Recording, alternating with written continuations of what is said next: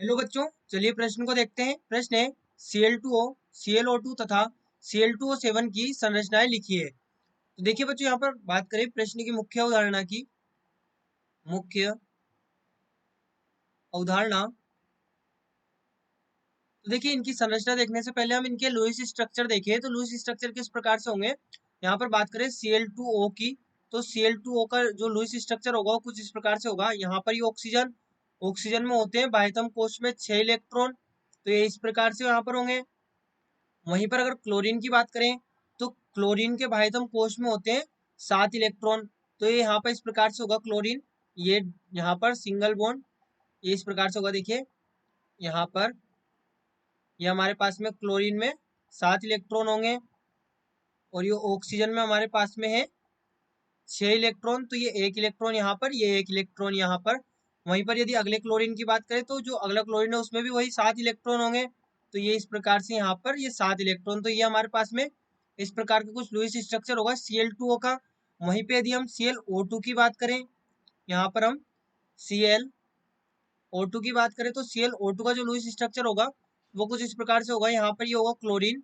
अब क्लोरीन जो होता है हमें पता है, क्लोरीन में बाह्यतम कोश में 7 इलेक्ट्रॉन है, तो 2 इलेक्ट्रॉन ये यहाँ पर, 2 इलेक्ट्रॉन ये यहाँ पर, 2 इलेक्ट्रॉन यहाँ और 1 इलेक्ट्रॉन ये यहाँ पर। तो ये इस प्रकार से जो ऑक्सीजन होगा, ऑक्सीजन हमें पता है डबल बॉन्ड बनाएगा और ऑक्सीजन में होते हैं 6 इलेक्ट्रॉन बाह्यतम कोश में, तो ये इस प्रकार से यहाँ पर 6 इलेक्ट्रॉन हो गए। और इसी प्रकार से जो अगला ऑक्सीजन होगा उसमें भी ये 6 इलेक्ट्रॉन हो गए। वहीं पर यदि हम Cl2O7 की बात करें तो Cl2O7 कुछ इस प्रकार से होगा। Cl2O7 तो यहाँ पर ये होगा ऑक्सीजन, ऑक्सीजन में होंगे 6 इलेक्ट्रॉन, ये इस प्रकार से। यहाँ पर ये होगा क्लोरीन, और क्लोरीन में जैसा कि हमें पता है कि जो क्लोरीन होता है, क्लोरीन के बाह्यतम कोश में 7 इलेक्ट्रॉन होते हैं, तो इसे हम कुछ इस प्रकार से यहाँ पर बनाते हैं। ये हमारा क्लोरीन, ये हमारे पास में क्लोरीन। अब इससे देखिए एक ऑक्सीजन तो यहाँ पर हो गया, अब 3 ऑक्सीजन और यहाँ पर इससे जुड़ते हैं, तो बाह्यतम कोश में कितने 7 इलेक्ट्रॉन है, तो ये इस प्रकार से यहाँ पर 6 इलेक्ट्रॉन और हो गए। इसी प्रकार से इसमें भी ये 6 इलेक्ट्रॉन और हो गए। अब ऑक्सीजन हमारे पास में 6 और बाकी है, तो 6 और ऑक्सीजन किस प्रकार से होंगे, तो यहाँ पर ऑक्सीजन ये इस प्रकार से होगा। ऑक्सीजन के बाह्यतम कोश में वही वापस से 6 इलेक्ट्रॉन, वहीं पर यहाँ पर जो ऑक्सीजन होगा उसके भी बाह्यतम कोश में 6 इलेक्ट्रॉन, और यहाँ पर जो ऑक्सीजन होगा इसके भी बाह्यतम कोश में 6 इलेक्ट्रॉन।